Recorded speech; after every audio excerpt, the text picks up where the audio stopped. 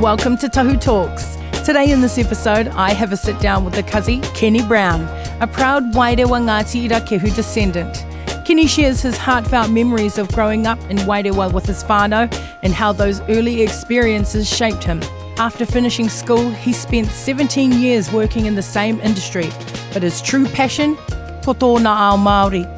Motivated by his tamariki and driven by the deep love for his nan, Kenny made a courageous decision to return to study despite his self-doubt.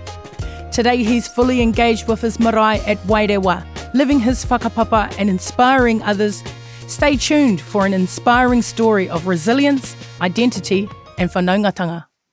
Kenny Brown, no mai haramai. Welcome to Tahu Talks. Welcome to my podcast. Thank you for joining me today. Tēnā koe mō te tono, tuatahira. Always try and cut off on the stuff, rather do the mahi. Yeah, because I know this is a big deal. This isn't really like something that, you're seen doing. So I really appreciate your time, appreciate you for agreeing to come in. Your name is Kenneth something Brown. Can we go have a little bit of kōrero behind like your name? Where'd you get it from? Kenneth's my first name. That's my dad's name, named after my father. And then I have two middle names. So Terry is my second name, and James is my third name. So Kenneth Terry James Brown. And Terry comes from Uncle Terry, Terry Ryan. And that was from Dad's and Uncle Terry's connection, being joined at the hip. Yeah. Some people called him chalk and cheese, but to us, he was just Uncle Terry. Yeah. So lucky enough to carry their names, and there's a big old kōrero that goes with that, and who was supposed to go first and second and whatever. Yeah. But in the end, proud to carry both. And then James comes from my poem Aunties whānau papa. So we come from the Robinson line, but James Daniels. So only recently sort of understanding, I guess, the full, reasoning behind all the names. So, Jimmy Daniels, James Daniels, or Kuruaka Daniels. So it wasn't just, I like that, and I like that. Yeah. He mana tāti ingoa. And then my dad's name, the Brown. So that's our big whānau connection to Wairewa. So Robinson whānau, but then, the Daniels as well. So to acknowledge, I guess, for my grandfather, he wanted to acknowledge Wairewa, Onuku, but the whole pātaka, and then Ngāti Irakehu. So we come from Tom Robinson, George Robinson, and then James Robinson, who was married, Puwai's second husband.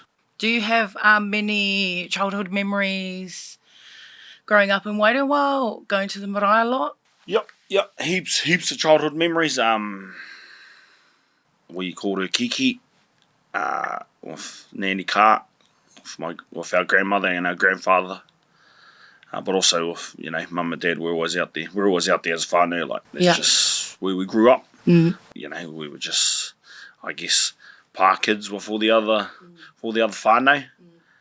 And sort of just always knew when we were jumping in the van to go for hiding, we knew we were either going to, when we were packing up to stay overnight and packing heaps, we knew where we were going. We were going to Wairewa. And then it was an even bigger mission to go to Onuku. But all those memories of, just being a kid at the marae. Sometimes, you get growlings for growlings. Yeah. And other times you get growlings because you don't listen. Yeah.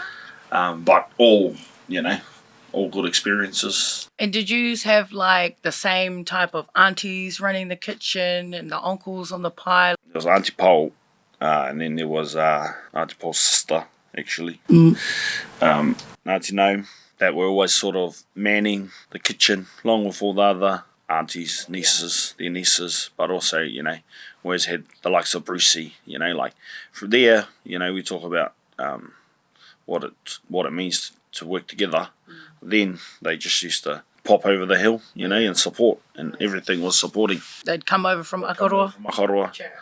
And we would go over there. We were only kids, so So we'd all go out to the marae. Our job was to stay at the marae. We'd wake up and our parents would be gone. We'd get ready to go to bed and they'll be home. We just knew that's how it was. There was mahi to do, so they went and done the mahi. And then the pai, old John Paniro. Other names I don't really remember other than my grandfather. You know, he was a big part of, and he sort of had a big bolshy voice and knew how to get his point across. Yeah. But yeah, so wherever he was, my grandmother was. You know, so yeah, those were my memories. The nannies and the poas that were always there keeping the fires burning. Yeah, cool. Yeah. Did you do a lot of mahinga kai stuff out there? Done sort of some tuna stuff. Yeah. Sort of, you know, at that age, wasn't really too fond of a tuna. Yeah, because that's what Wairewa was known for, eh? Yeah. Hau tuna, the silver belly tuna. Yeah, so that's our kai hau kai, our treasure, but our kai that whenever we announce ourselves as Wairewa, you know, there's a kai that connects us, you know, to the people, and that's tuna. And that's the silver belly tuna. More digging the drains than anything else. And lying in the drains and sleeping in the drains. Yeah. You know, the good thing about being out there as a kid is you got to hang out with all your cousins. Yeah. You know, like heaps of time spent with one of my cousins, Jesse Daniels. You know, we used to be out there heaps, and then went out with my dad and Papa. And our job was in the middle, and we were just, you know, just whatever. Just if you catch one, you catch one. And we were both sitting there sort of. Yeah. We're like, oh yeah, here's one, and we just like pull and we pull and we pull, and every time, next minute, I don't know who it was. It was probably me. Like pulled, and then I just let go. Oh yeah. And then I got a growly for letting go of the thing, and then he's like in there, like, because he loved it. He was all about anything that's sort of a bit of a challenge. He was like head on, whereas I was a bit, you know, cautious. But yeah, so you know, straight in there, and yeah, we're just like. What do they call it? They call it like scraping the bottom. Oh, yeah. So you sort of just scraping the bottom. Just if any flyaways come past, oh, yeah. You know, you can get it. And we're sort of just mucking around. Next minute, this big one. Biggish, you know, probably only this big, but to us. Yeah. You know, and then they're like, get it. And we're like, oh, nah, bro. I go back to sleep in the paru. So, you know, so all of that, and then, you know, it's night time. The wind's blowing, the sea's there. Yeah. You know, like, you've got all the feels. Like, what the hell? So all those things, you know. And it's either walk back to the truck by yourself or stay here. And there's no way that I was going to walk back to the truck by myself. So all those, you know, it's always an experience. Yeah. Other mahinga kai, not really, just mainly the tuna stuff, and it was mainly when it came to the mahi, like, you know. Mahi's my jam. Like, it's easy. You can just get in there, do it, and, you know, see the product of your mahi. So, like, digging the drains, you know, always to go down and dig the drains. Oh, yeah. Go do it now. Holy hell. Photo. Photo ho, mum waits tuara. Oh. It's like, what the heck? But it's all, you know, it's all part of the experience. You know? Like, it's, if you want the reward, you gotta do the mahi. Yeah. You know, but doing the mahi, but also doing the mahi right. Because if you can't, it's not just about digging a drain, but you got to dig it properly.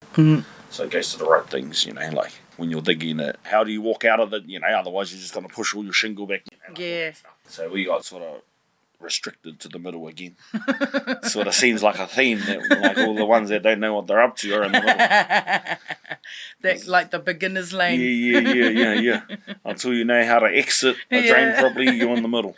And you're cleaning up your own mess. No one's coming to help you. And in the days we used to be able to swim in the lake, you know, like that was us.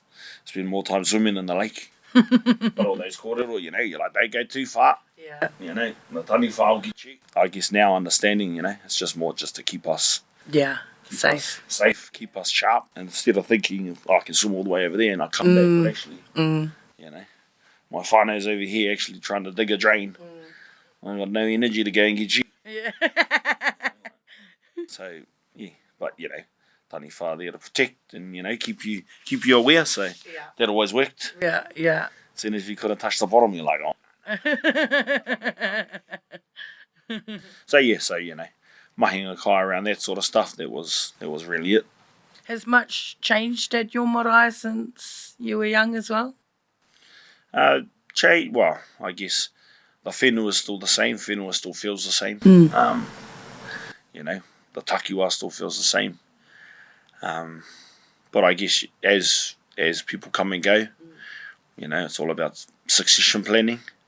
Well, even for myself, disconnected was there when I was young, just disconnected for a long time, due to personal whatever reasons. I guess, people have to step up, people have to figure out where they sort of fit in. Yeah. And I guess now it's up to us to help guide those people fit in. Because for a long time, it was either in the front or you're in the back. There's no in between. There's no outside of that box. So, so that's a big changing, how we're trying to give people the ability to learn, whereas before it was just, whakarongo. Now, why? Because, and a lot of that. Yeah, hard. That's how we grew up too. A lot of, the stuff that we were taught, we would ask why, and the answer would just be because. Like, why do we not cut our hair at night, and why do we do the things that we, just because there was no, reasoning why, whereas, now we're getting the whys, and we're understanding it a bit more too. And I guess maybe that's just because they always knew the whys, but maybe that was to protect us. I don't know. Right, yeah. But thinking about it now, and it's not because we don't want to, well, personally, this is just my whakaaro, it's not because we don't want to explain it, but actually, explaining it just opens another whole world. And some of these things, like, why don't we cut our nails at night? Why don't we, because at that time, that's sort of, those are the mātauranga that they were getting fed. Yeah. But those were like our traditional, Yeah. So that's, that was their connection to that generation. So that's, and to me, like, now I'm older, I'm like, that's me. Yeah. I thought it was just a common sense thing, like, you just can't see at night time, so you just don't cut them at night. and that. But and I guess it's one of those things, like,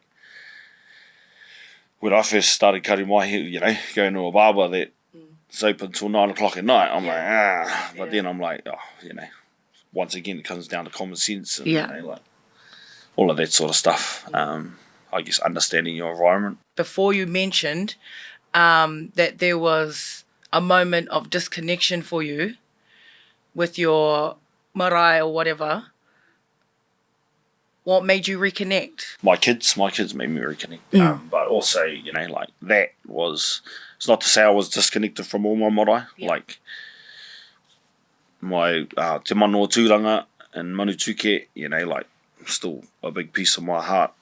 Te Pākira, Apumoana, and Tūhaurangi and Te Arawa, like, still big core pieces of my heart. And, that's where I learnt how to, not mahinga kai, but ringa raupa. Like, when I go up there, and same with Wairewa, like, when I went up there, I knew my job, I know my job, sweet, you're out with the cuzzies, and we were straight going somewhere. I don't know where we're going, but we're going to do something. And, like, I remember one time we were like, sweet, kia ora, give everyone a kiss, you're in the car. Straight in the car, down the beach to collect the wood, the driftwood for the hangi. Next time you're back in the car, you're in the bush, like, chopping some trees down for the hangi, for the fire, for whatever. Pick your stuff, like, always, just always out the back. You're always a junior, what is it? Junior freezing worker when you go back to the marae. You think you know what to do, But it's all about the experiences, like. That's how we knew how to show our aroha, was just mahi. So yeah, big acknowledgement to like every each corner of my whakapapa, because that's one of the big things when I go back, is like straight in there, like straight in the back, like, and it's because that's who we are. Yeah. That's how we're brought up. So for me, the transition was hard because I'm like, nah, this is what I know. This is, like, I'm good at this. Yeah. Like, I could stay up all night, and, like, peel spuds or cut whatever, shock muscles, and then get up, early in the morning and start again. I was like, and happy to stay up the back and whatever. So were you born here in Christchurch? Yeah. And born, then, because we went to Shirley Intermediate together, and then you went to Aranui High after. Yeah. And then, I remember you kind of like just disappeared off the face of the earth. Is that when you moved up north? No, I never moved up north. Oh, That's, okay. That's one of the big sort of things that, so we always lived down here, but we always used to go back to Gisborne every year. Right.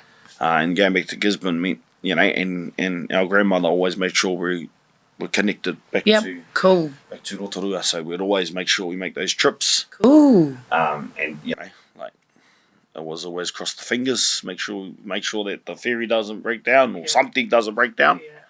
But we get up there, and that's just how we were taught. And then as we're adults, we can start going up there more often. So fly up there, kaupapa and more whānau kaupapa, but you grew up here. One of the big questions is always like, when did you move to Australia? I was like, no, I've been here the whole time. Yeah. So Aranui was there till I was, I think, fifth form. Yeah.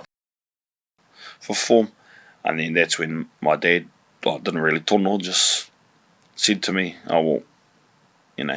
come be a builder. Oh yeah. He's like, not saying it's a waste of time, because I was just in the academy wasting my time. Yeah. Like, I wasn't actually, applying myself to try and play rugby or anything. Or like first 15 was always, the goal, but I wasn't really, I wasn't really fussed if I made it or not. Oh yeah. And then by that time, he's like, waste of time going to school, bro, if that's what you're going to do. Yeah. Just go to food to eat your lunch. So he got me a Christmas job at his mahi at Fulton Hagen, and then Christmas job turned into a full-time job. Oh yeah. And then that's how I disappeared. Oh yeah. Because I just pretty much followed him. And I guess, he always strived to be the best, the hardest worker, and he named me after him. Yeah. I guess didn't really have a choice. Yeah. But so that's where I disappeared to. For how long? 17 years. Damn. And that sort of, adds to disconnection, because just, like, you're in Te Ao Pākehā now, working hard out day and night, you think you're mean. But, like, it is what it is, like, you gotta have those experiences. Yeah. Well, 17 years of that, from, like, tahi to papa, to, like, whatever, supervisor or whatever. But, just sort of got caught in the old hamster wheel. Yeah. For 17 years. Yeah. So then you met your wahine? Yeah. Had some tamariki? Had some tamariki. How many? 2. Yeah. 2 girls. The oldest, Katerina, and our other daughter is Kaya. Same thing goes again. Once sort of had that epiphany around ingoa. Yeah. Sort of wanted to carry our grandmother's name. Named our big girl after Nanny Ka. Oh yeah. I was going to name our young girl after the bro, Monty. Yeah. But name him by his name, Kapene. But he carries that name in the second name, and we named it Kaya. Oh yeah. Through the brief rangaho, which was sort of like the hine moana in Hawaii. Oh, true. But maybe we set her up to fail, because she doesn't like to see. Oh no. What changed for you once you became a papa? Well, to be honest, nothing really. Real? I was still, like I was a papa, but I shouldn't say nothing really. Yeah. But I guess I was still in like that hard out mentality that, now we got to ramp it up. Now we got to ramp up the mahi. Right. Because got to provide. And all that other carry on. Right. So, now I'm like, I'll work away, because a lot of our mahi in our industry's away. It's out of town. We had the earthquakes, which kept us home for a long time.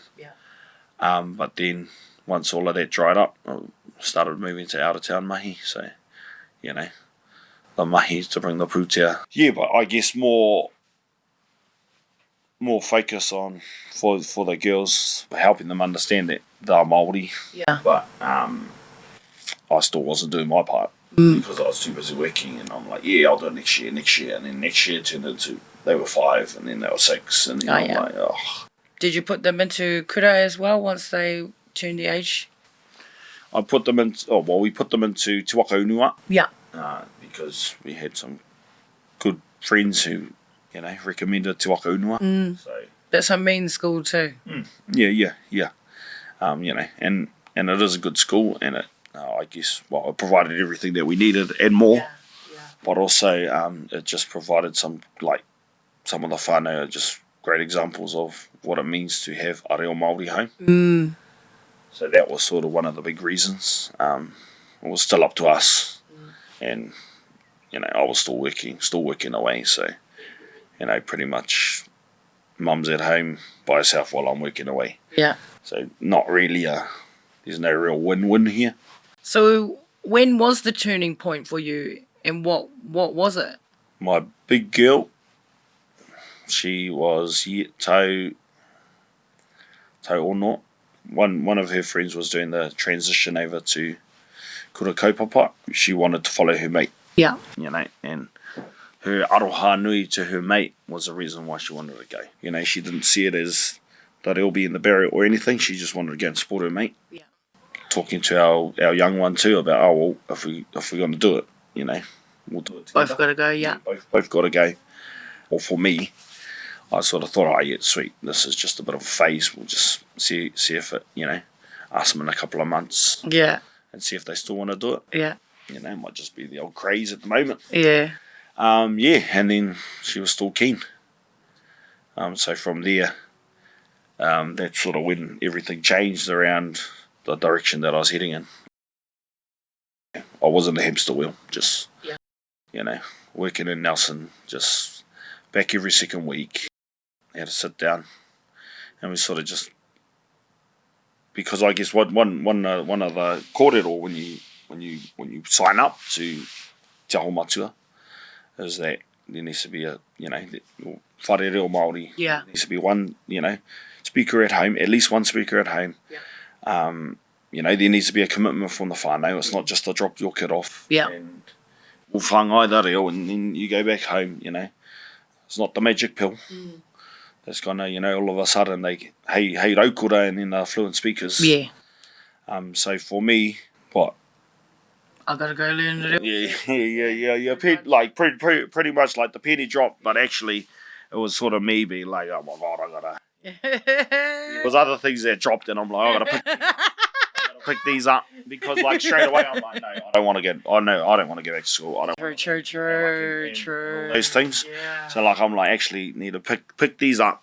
True. And, you know, actually do it. Yeah, because your girl was super keen. Yeah. I'm like, who am I? To let a 10 and a 9-year-old at the time run this journey by themselves. Yeah. What sort of role model would I be if I'm like, yeah, I mean, you go do that for us. Yeah. Like, you know, nah. Yeah.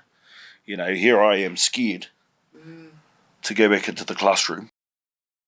But here is my 9 and my 10-year-old that are like, they're probably way more scared than me. You know, and I'm here. I'm like, need to be the example.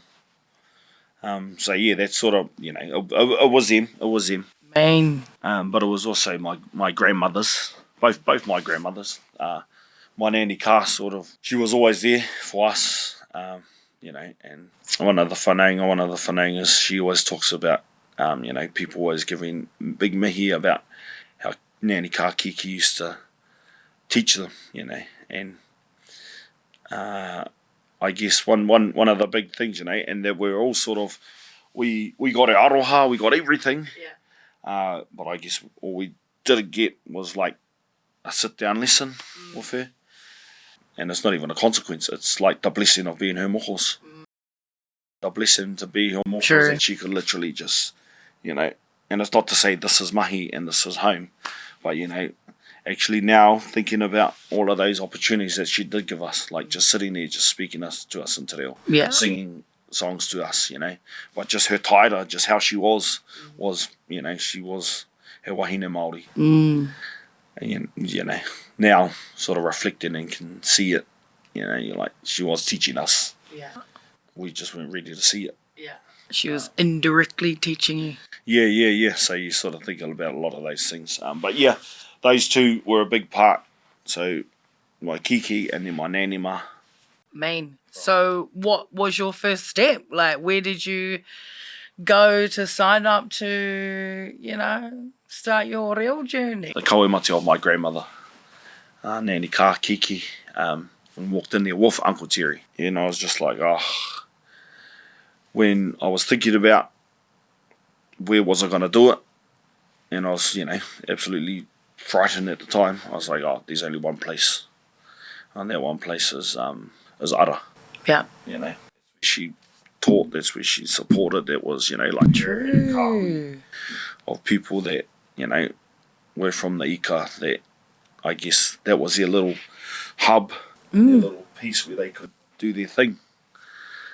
So that's when I was like, I've got to go, and then just got lucky enough to had some beautiful people and good people in my corner, staunch people in my corner.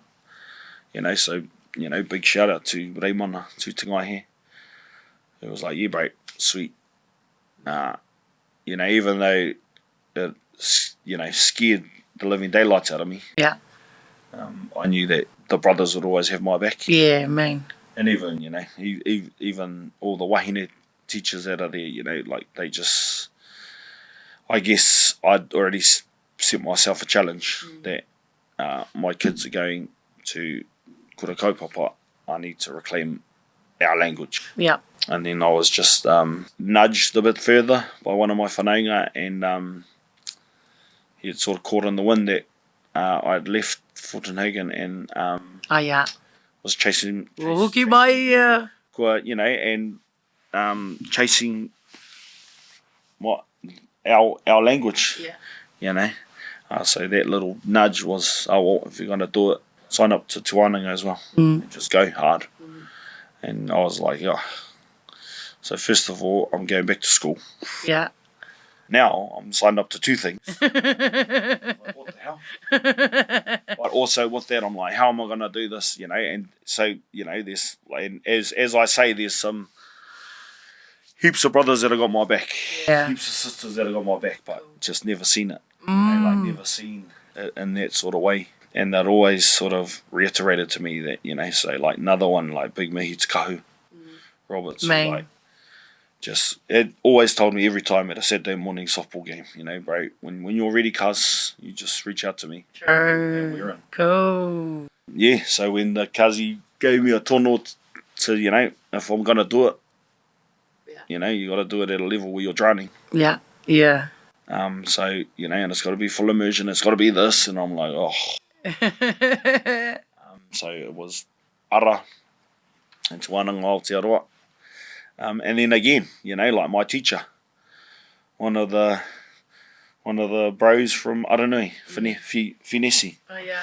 Whanene, and I'm like, what the, like, absolutely sacking it. Yeah. Like when it comes to class, and like but also like a big mihi to my wahine, who was like, if you're doing it, I'm doing it. Because there is no way I would have turned up to class if she wasn't there. Like, just come on, bro, we're going. And I'm like, nah.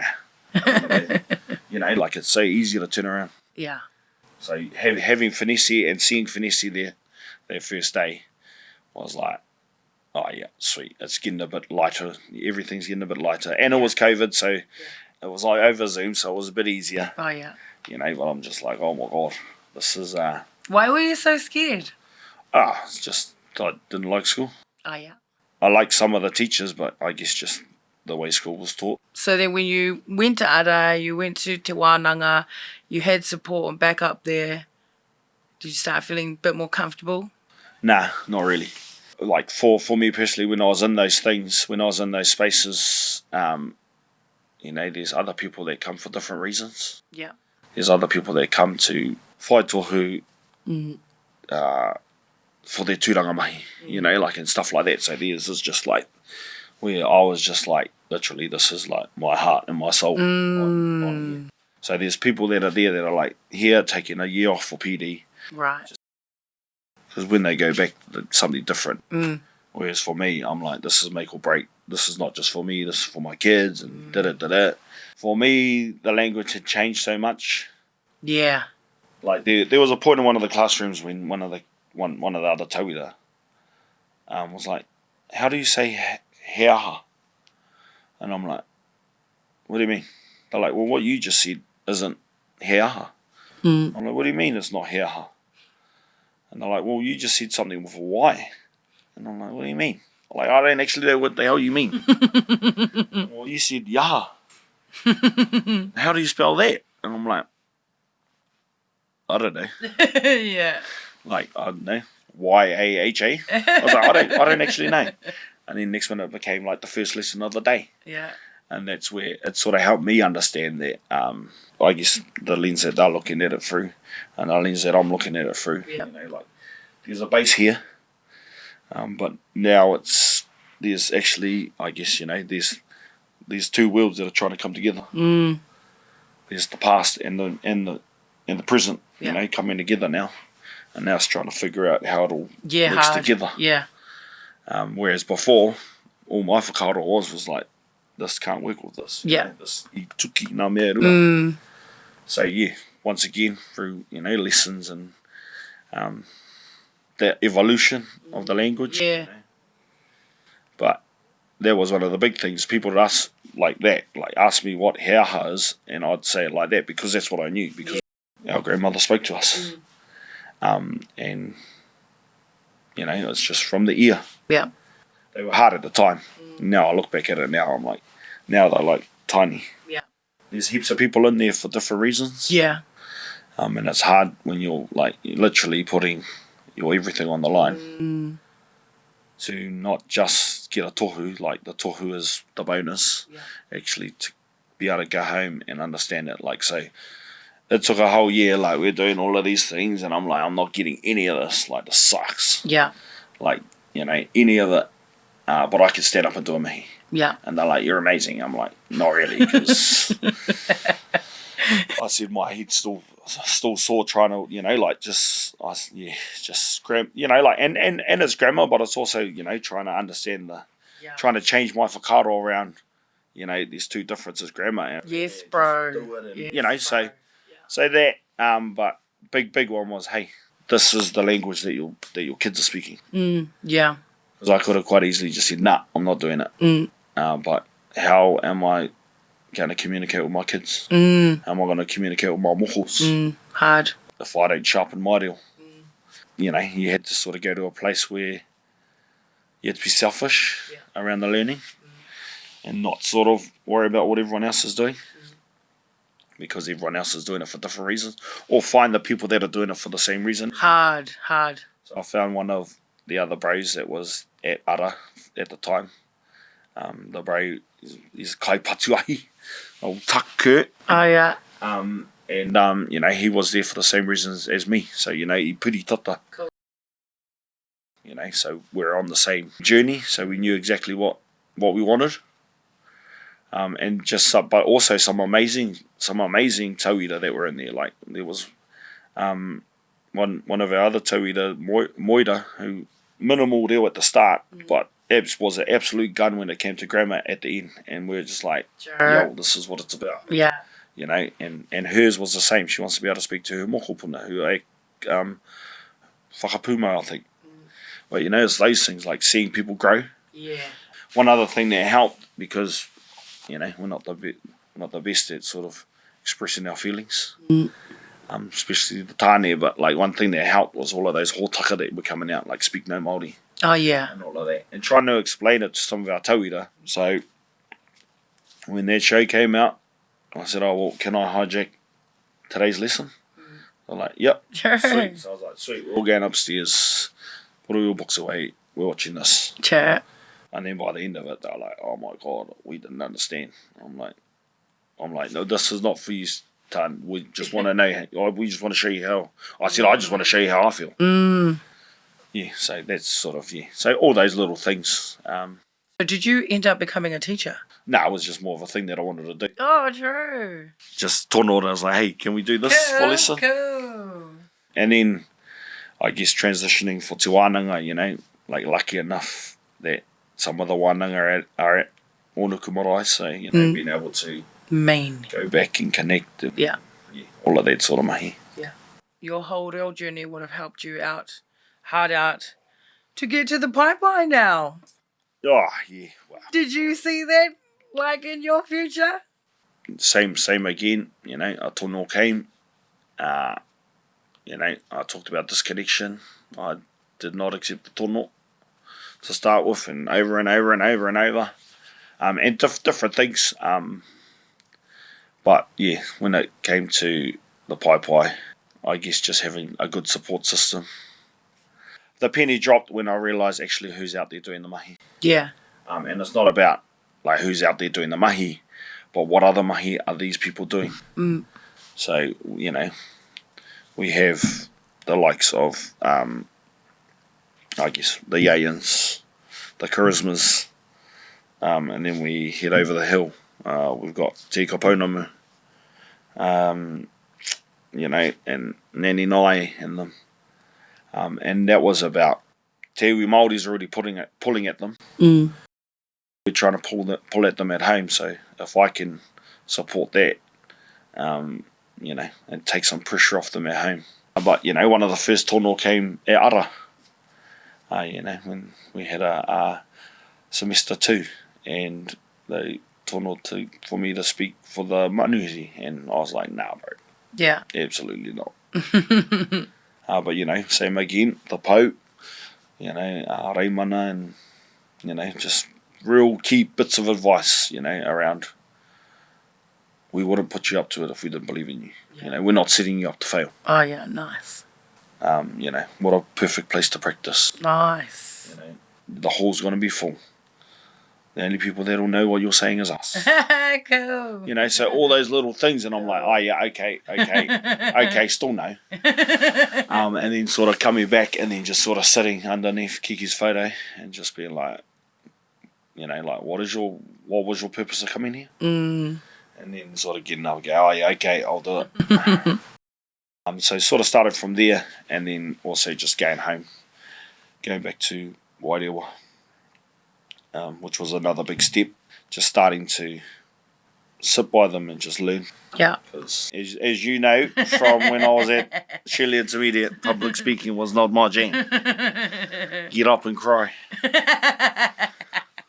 Just like a nervous wreck all the time. I love what you're doing though, man. I love it. Like, yeah. Irakehu e hui a iwi and kaikoura. Bro, yous were on. Yous were so on. And I love like the kakahu, even the kaupapa that yous choose to speak about. I love it all. Yeah. I want to join. Like, I love it that much. I'm like, I want to be with them. I want to come join with them. I want some of that. And like, I want to be a part of that too,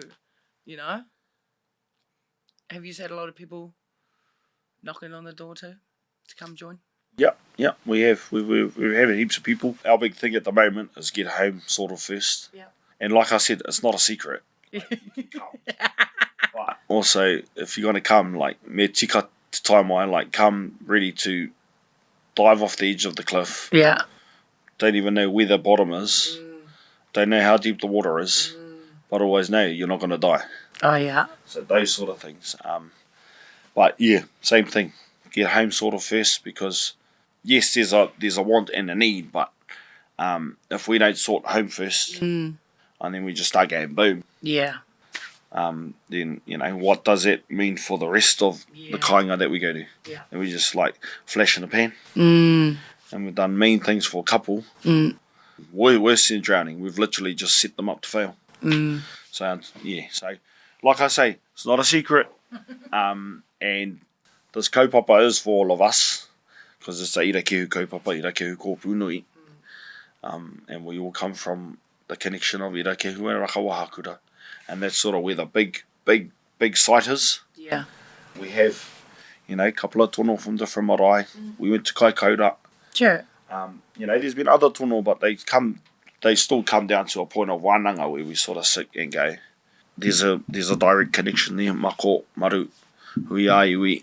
It sort of guides itself, really. Yeah, yeah. Like, it's kaupapa driven, kaupapa led, but also when we come in to do our mahi, we just ready to go and we're on, and it's not trying to put people in difficult positions, but if you can't experience those difficult positions and you wait till the day, you don't know whether you'll crumble or shine. It is a cool kaupapa, and that's sort of just the same from our pai being quiet, very quiet, and we're just lucky enough that at those times when we do have big kaupapa, our rōpū, our kāhui, we make sure that we're free at those times. So, we talk about hui ai.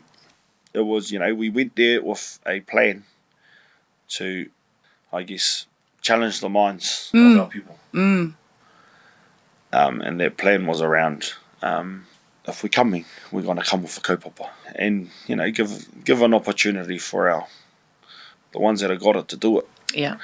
Like we talk about these two boys, one of the big talking points was tuakana teina standing. Tuakana teina standing, two native speakers. Yeah. Standing in their own mana. Yeah. Like, unreal. Yeah, hard. That sort of full circle moment where their mother's the one doing the karanga. If we can't celebrate that sort of stuff, like, sort of push the whakaro to our people, but not just our people, to everyone. Yeah. Just for us to all go back to, might even be the kitchen, my kitchen table and be like, well, what do you think about that? Yeah. Who knows how many kitchen tables had that wānanga after the pōhiri. Yeah. But it's not about trying to whakaiti tikanga or anything. We just look through all of our kōrero.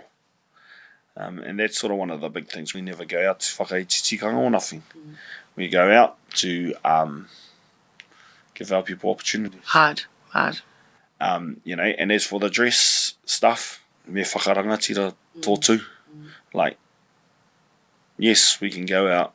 We all own a sondrai. We all own an oilskin.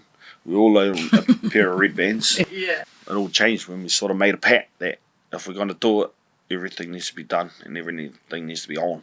Nice. And then I went to an expo, Takapuneke Expo, and I seen my great-great-grandfather, George Robinson. At Takapuneke, at a hui at Takapuneke, he was wearing like a three-piece suit, wearing a korowai, like a crown portai. Oh, yeah.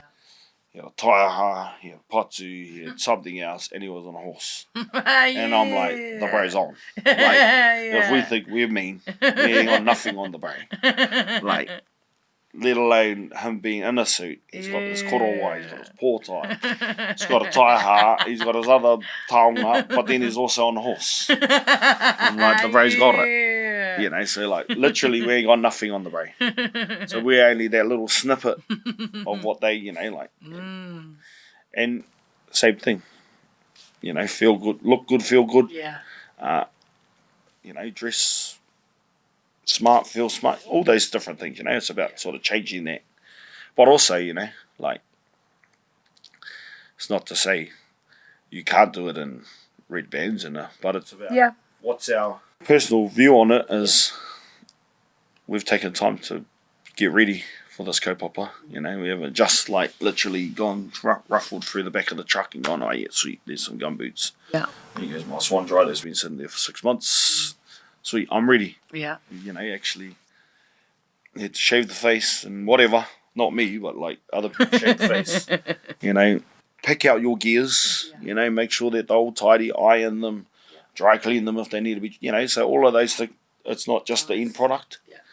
And I only always talk about me because our whānau have different preparation styles. Yeah. But for me, it's like, it's just a good way to prep. Like, prep, especially for our big kaupapa, because you're like, sweet, before kaupapa, no sleep happens. Because it's just... Yeah. But at least, yep, sweet, here I am. This. So now you look at my bloody wardrobe. I used to own one suit for 8 years. Now I think I've got 8. Sure. But it's those things. It's those things. Once you set a standard, it's about keeping it for not just our people, but just keeping it for our, so it's for our young ones to look at it and go, oh. But actually looking at all our other photos, all our kaumatua wore suits. So if you had any advice for Ngāi Tahu Uri who wasn't raised in the reo, not connected to their marae or hapu, but wants to, but is too scared or doesn't know how, what would you say to them? Because there are a lot of whānau out there, that are disconnected from their marae, from their hapu, don't have the reo, are hungry for it, but don't even know where to start. I would say that there are a lot of, and I know this is sort of used a lot, but there are a lot of awesome resources out there. Like when we're in cars, this podcast, like there's podcasts out there, Taringa podcasts, but all these different podcasts that have, different levels of reo. And these you can just listen over and over and over and over. Like those are key tools. But also, and if you're not into reading, well then these are key. There's so many stories now. Like I know Naya's got a whole storyboard. Nice. Of pūrākau, of Ngāi Tahu pūrākau now. So if that's what it takes to go to he kōrero and watch these pūrākau around our tipuna, and then you just go over and over and over, all of a sudden you've other people's rangahau that's this big has been jammed into that for our kids, but also our adults. And where to start would be real classes, like just one thing that I'd say is just don't be hard on yourself. Like, so we're way too hard on ourselves. We expect ourselves to be up here when really we need to start at the bottom. So real classes, we run Reconnection at our marae, but that is because of the hunger and the that's because of the the constant tono of wanting to come home. So we've started running Reconnection hui, which is like 4 a year, just to just give our people an opportunity to come home, because it's a scary thing, and if I can make it a bit easier, but less scarier, and then you can go home and then you can tell your whanaunga, because if it's you, there's other people that are with you. Yeah. And then you can go and tell them, hey, either you bring them back to the next one, or you feed that little bit that Yeah. Nice. Because I guess the cardboard pepeha is good, but also trying to find out who these maunga are and who these awa are. So it's still I wouldn't say it's an easy road, but every time you turn up, it'll just be easier and easier. Yeah. And just he kanohi kitea is a real big thing. Just turning up to kaupapa and just carry on turning up. Because once you turn up more and more and you're like the known face there, then you become that connection for your whānau. Or your whanaunga, or your, like there might be a whole whānau that you're representing. Yeah. But then you're the key to the whare, so to speak. So, yeah, I don't know if it helped or made more problems. Nah, that was me. That was cool. Kenny Brown, thank you so much for joining me today. This has been a main kōrero. Goods, all goods.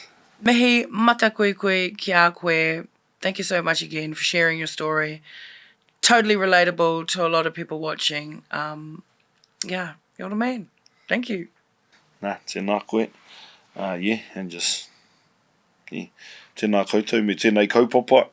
O tira, kia tātou katoa. And just, I don't know, that's enough. And that's a wrap on another episode of Tahu Talks. Thank you for watching. Subscribe to the channel. Push that like button on this episode. Leave some comments as well for the bro Kenny. Let him know that he's the man. And yeah, we'll see you on the next episode, okay? See you, bye.